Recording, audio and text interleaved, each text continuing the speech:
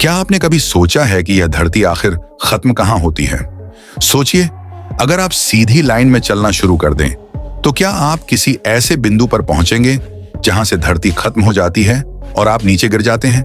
या फिर आप चाहे जितना चल लो, आपको धरती का अंत दिखाई ही नहीं देगा? शायद यह सवाल आपके मन में कभी ना कभी तो आया ही होगा कि आखिर धरती का वो कौन सा बिंदु है जिसके आगे हम जा नहीं सकते, या जिसे हम धरती का अंत कह सकते हैं।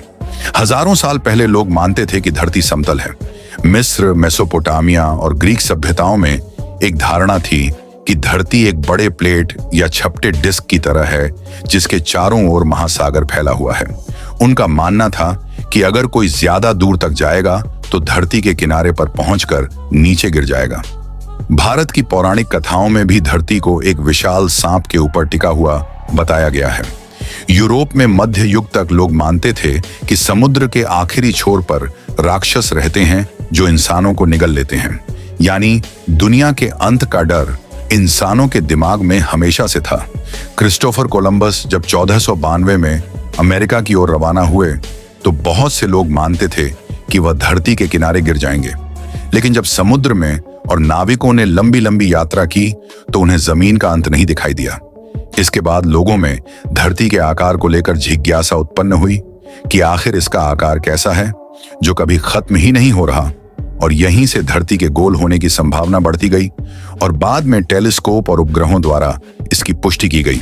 हालांकि धरती के दो स्थान ऐसे हैं जिसे आप इसका छोर कह सकते हैं, क्योंकि इसके आगे जाना मतलब किसी खतरे से कम नहीं है। वीडियो को आगे बढ़ाएं।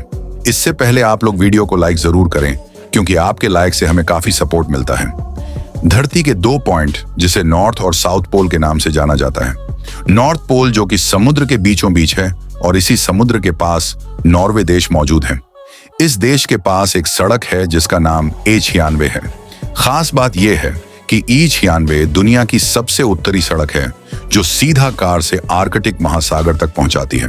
यानी आप गाड़ी चलाते चलाते उस जगह पहुंच सकते हैं जहां से आगे सिर्फ बर्फ, समुद्र और अनंत ठंड है, और इसके आगे आप बिना समुद्र में उतरे जा ही नहीं सकते, और जाओगे भी तो आपको सिर्फ बर्फ के अलावा कुछ भी नहीं मिलेगा।